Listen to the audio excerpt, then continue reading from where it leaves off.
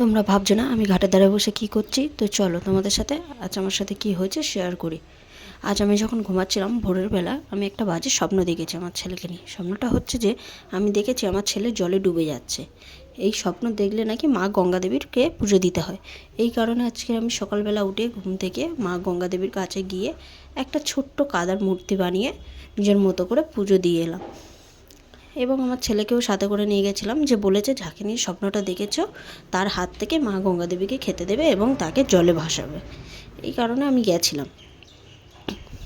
স্বপ্নটা আজকে দেখে আমার মনটা খুব অস্থির করছিল, তাই আজকেরই সঙ্গে সঙ্গে গিয়ে পুজোটা দিয়ে এলাম।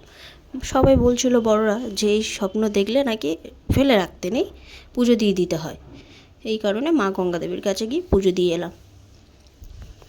এই পুজো দিতে গিয়ে একটা মজার জিনিস কী ঘটেছে জানেন বন্ধুরা? দেখলেন তো একটু আগে যে আমার ছেলে আসছে, এই জায়গাটা এত পরিমাণে স্লিপ যে আসতে গিয়ে পাশ বাই পড়ে যাচ্ছিল, আর একটু হলে একটা অঘটন ঘটছিল।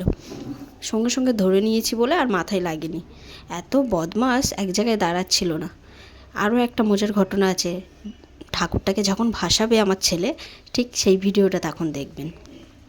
বাচ্চা মানুষ তো আমার ছেলে একটু অন্যরকম, মানে কাদা পাদা হাঁটকাতেও একটু ঘৃণা বোধ করে, বুঝলেন তো?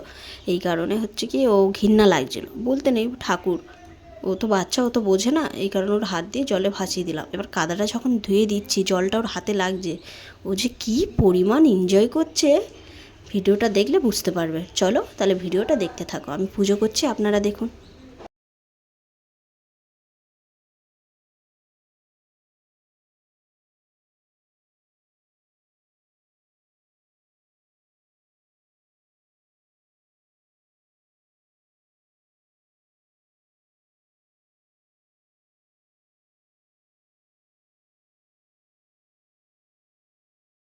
ভাবছেন তো এইভাবে আমি কার মুখে তাকিয়ে আছি? অ্যাকচুয়ালি আমি জানি না কীভাবে পুজো দিতে হয়। আমার দিদি বলে বলে দিচ্ছিলো, আমি করছিলাম যাতে ভুল না হয়।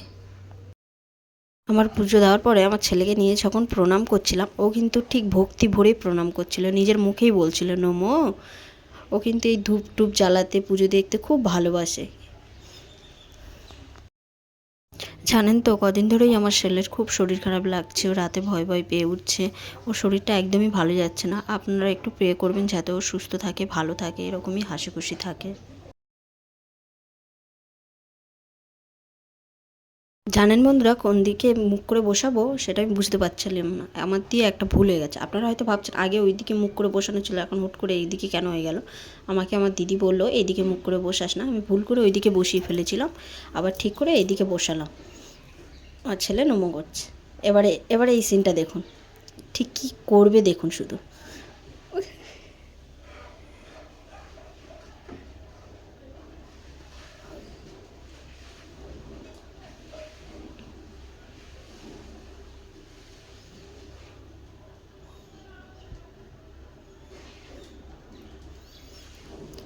এই নমো করছে যখন নিজের মুখেই বলছে নমো। এবারে জল ঘাটতে গিয়ে উঠতেই চাইছে না, এত পরিমাণ ভালো লাগছে ওর জল ঘাটতে, বিন্দাস বসে আছে দেখেছেন?